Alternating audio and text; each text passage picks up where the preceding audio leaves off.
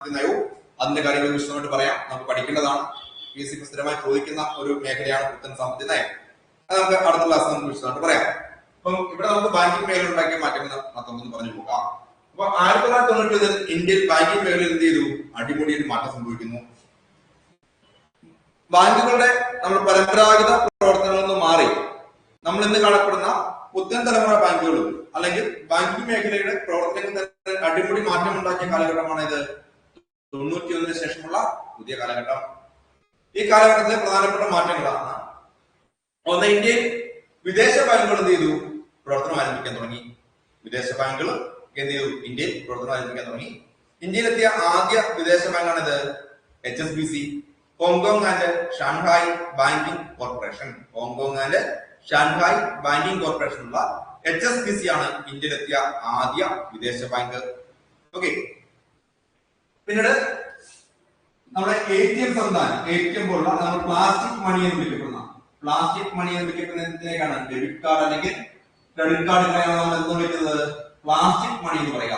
Plastic മണി എന്ന് പറഞ്ഞാൽ debit card അല്ലെങ്കിൽ ക്രെഡിറ്റ് കാർഡുകളാണ് നമ്മൾ വിളിക്കുന്നത് പ്ലാസ്റ്റിക് മണി എന്ന് പറയുക. ATM സംവിധാനം എന്നാൽ ATMന്റെ പൂർണ്ണരൂപം automated teller machine. Automated teller machine എന്നാണ് ഇതിന്റെ പൂർണ്ണരൂപം. ATMന്റെ പൂർണ്ണരൂപം. ഈ ATM സംവിധാനം അല്ല ഡെബിറ്റ് കാർഡ്, ക്രെഡിറ്റ് കാർഡ് തുടങ്ങിയ പ്ലാസ്റ്റിക് മണികളൊക്കെ നിലവിൽ വന്ന ഏത് കാലത്തിന് ശേഷമാണ്? ഈ 91 പുത്തൻ സാമ്പത്തികത്തിന് ശേഷമാണ്. ഈ കാലഘട്ടത്തിൽ ഉണ്ടായ പ്രധാനപ്പെട്ട മാറ്റമാണ് ഏത് സംവിധാനം? കോർ ബാങ്കിംഗ് സംവിധാനം.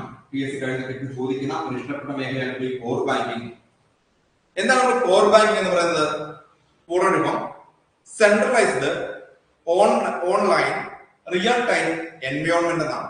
അതാണ് core banking. Centralised online real time environment എന്നാണ് ഇത് കോർ ബാങ്കിംഗ്. ഈ കോർ ബാങ്കിങ്ങിലൂടെ ഇന്ത്യയിലെ വാണിജ്യ ബാങ്കുകളെ തമ്മിൽ എന്ത് ചെയ്തിട്ടുണ്ട്? ബന്ധിപ്പിച്ചിട്ടുണ്ട്. ആ ബന്ധിപ്പിക്കുമ്പോൾ ഓരോ ബാങ്കുകളുടെയും ബ്രാഞ്ചുകളുടെ ഐഡന്റിഫിക്കേഷനെ തിരിച്ചറിയാൻ വേണ്ടി ഉപയോഗിക്കുന്ന ഐഡന്റിഫിക്കേഷൻ ആണ് ഇത് IFS കോഡ് അല്ലെങ്കിൽ IFSC എന്ന് നമ്മൾ പറയുന്നത്. കോർ ബാങ്കിങ്ങിലൂടെ ഇന്ത്യയിലെ വാണിജ്യ ബാങ്കുകളുടെ ബ്രാഞ്ചുകളെ തമ്മിൽ ബന്ധിപ്പിക്കാൻ ഉപയോഗിക്കുന്ന സൂചകമായ ബാങ്കുകളുടെ ഒരു ഐഡന്റിഫിക്കേഷൻ മാത്രമാണ് ഇത് IFSC, Indian financial system code എന്ന് പറയുന്ന IFSC, Indian financial system code. നമ്മൾ IFS കോഡ് എന്ന് പറയുക അല്ലെങ്കിൽ IFSC എന്ന് പറയുക. Okay, Indian financial system code. ഇതൊരു 11 അക്ക ആൽഫ ന്യൂമറിക് നമ്പർ ആണ്. നിങ്ങൾക്കറിയാം, ഒരു 11 അക്ക ആൽഫ ന്യൂമറിക് ആണ്. ആദ്യത്തെ 2 or 3 ആൽഫബറ്റ് ആ ബാങ്ക് ഏതാണെന്നുള്ള ഐഡന്റിഫിക്കേഷൻ ആയിരിക്കും. പിന്നെ അതിന്റെ ഓരോ സോൺ റീജിയൻ ഒക്കെ പറഞ്ഞിട്ടാണ് ബാക്കി നമ്പർ പോവുക. ഒരു 11 അക്ക ആൽഫ ന്യൂമറിക് നമ്പർ ആണ് ഇത് IFS അല്ലെങ്കിൽ IFSC IFS കോഡ് എന്ന് പറയുന്നത്.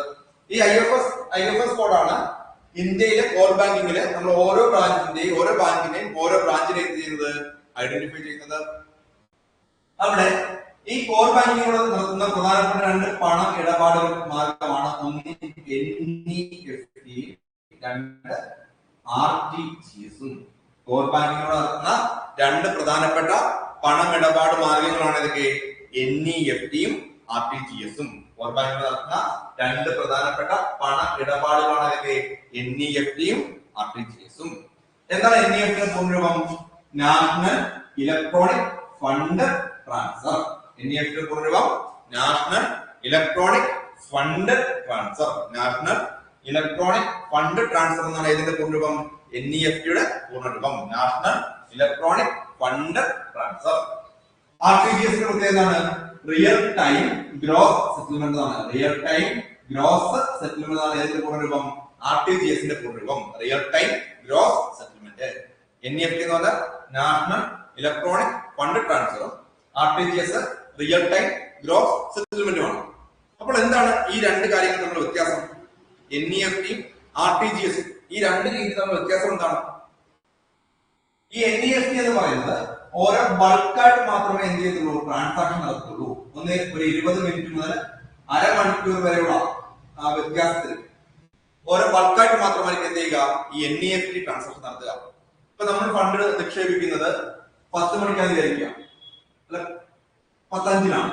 കാരണം 10 മണിക്ക് ഒരു NEFT ട്രാൻസാക്ഷൻ നടന്നെങ്കിൽ അടുത്ത ഒരു ബൾക്കായിട്ട് 10-20 എന്ത് ചെയ്യുക, അടുത്ത NEFT ഇടുക. അപ്പൊ നമ്മൾ 10-5 അക്കൗണ്ട് പൈസ NEFT കൊടുത്തെങ്കിലും ബെനിഫിഷ്യറി അക്കൗണ്ട് അത് റിഫ്ലക്ട് ആകുന്നത് 10-20 ശേഷം മാത്രമായിരിക്കും. അതുകൊണ്ട് ടൈം ലാഗ് എവിടെ വരും? NEFT വരും.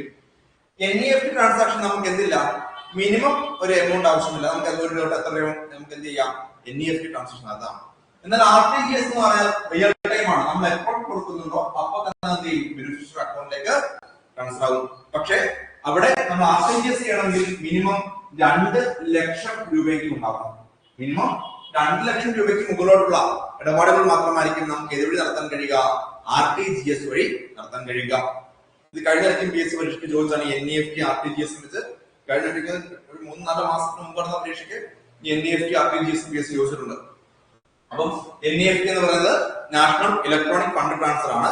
ഇതിന്റെ പ്രത്യേകത, ഇത് ഓരോ 20 മിനിറ്റ് അല്ലെങ്കിൽ അരമണിക്കൂർ, ഓരോ ബാങ്കുകൾ തമ്മിൽ വ്യത്യാസം വരുന്നുണ്ട്. 20 മിനിറ്റ് അല്ലെങ്കിൽ അരമണിക്കൂർ ഇടവേളകളായിരിക്കും എന്ത് ചെയ്യുക, ഇത് സെറ്റിൽ ചെയ്യുക. അവിടെ മിനിമം തുക ആവശ്യമില്ല. എന്നാൽ RTGS എന്ന് പറഞ്ഞാൽ റിയൽ ടൈം ഗ്രോസ് സെറ്റിൽമെന്റ് ആണ്. പേര് തന്നെ റിയൽ ടൈം. നമ്മൾ എപ്പോഴാണോ പണം നിക്ഷേപിക്കുന്നത് അന്നേരം തന്നെ അത് ബെനിഫിഷ്യറി അക്കൗണ്ടിൽ റിഫ്ലക്ട് ആകും. പക്ഷെ അവിടെ മിനിമം ഒരു സീലിംഗ് ഉണ്ട്. മിനിമം 2 ലക്ഷം രൂപയിൽ എങ്കിലും മിനിമം അവിടെ ട്രാൻസാക്ഷൻ ഉണ്ടാവണം. അത് 2 അതിലധികമോ കൂടുതൽ തുക മാത്രമേ എന്ത് ചെയ്യത്തുള്ളൂ, RTGS വഴി ട്രീറ്റ്മെന്റായി അല്ലെങ്കിൽ ട്രാൻസാക്ഷനായി പരിഗണിക്കുകയുള്ളൂ. ഓക്കെ, അപ്പൊ അതാണ് NEFT RTGS. ഇത് ഈ പറഞ്ഞ 91 പുത്തൻ സാമ്പത്തിക നയത്തിന് ശേഷം ഇന്ത്യയിൽ ഉടലെടുത്ത ബാങ്കിംഗ് മേഖലയിലെ പ്രധാനപ്പെട്ട ഒരു മാറ്റമാണ് ഈ പറഞ്ഞ NEFT RTGS. ഓക്കെ, പിന്നീട് നമുക്ക് ഇവിടെ പ്രധാനപ്പെട്ട മാറ്റമാണ് 2017 എന്ത് ചെയ്തിട്ടുണ്ട്, സ്റ്റേറ്റ് ബാങ്കുകളുടെ ലയനം. 2017 സ്റ്റേറ്റ് ബാങ്കുകളുടെ ലയനം, അതായത് 2017 April 1 state bank of Travancore, state bank of Hyderabad, state bank of Mysore, state bank of Patiala, Bharatiya Mahila bank എന്നിവ എവിടെ ലയിപ്പിച്ചു, സ്റ്റേറ്റ് ബാങ്ക് ഓഫ് ഇന്ത്യയിൽ ലയിപ്പിച്ചു. 2017 April 1 state bank of Travancore, state bank of Hyderabad, state bank of Mysore, state bank of Patiala, Bharatiya Mahila bank എന്നിവ എവിടെ ലയിപ്പിക്കുന്നു, state bank of ഇന്ത്യയിൽ ലയിപ്പിച്ചു. 2017 April 1. ഈ പുത്തൻ സാമ്പത്തിക ശേഷം ഉണ്ടാക്കിയ പ്രധാനപ്പെട്ട മാറ്റമാണ് ഈ സ്റ്റേറ്റ് ബാങ്കുകളുടെ ഒരു ലയനം. ഓക്കെ, പിന്നീട് നമ്മൾ ഇന്ന് കാണപ്പെടുന്ന mobile banking, net banking, UPI ആണ്. എന്താ UPI പൂർണ്ണരൂപം എന്താണ്? UPI, unified payment interface. UPI അത് ചോദിക്കുന്നുണ്ട്. UPI പൂർണ്ണരൂപം യൂണിഫൈഡ് പേയ്മെന്റ് ഇന്റർഫേസ് എന്നാണ് UPI പൂർണ്ണരൂപം. നമുക്ക് UPI വഴി ഒരു ദിവസം അയക്കാൻ കഴിയുന്ന 20 ദിവസം 24 മണിക്കൂറിനുള്ളിൽ അയക്കാൻ കഴിയുന്ന പരമാവധി തുക എത്ര രൂപയാണ്?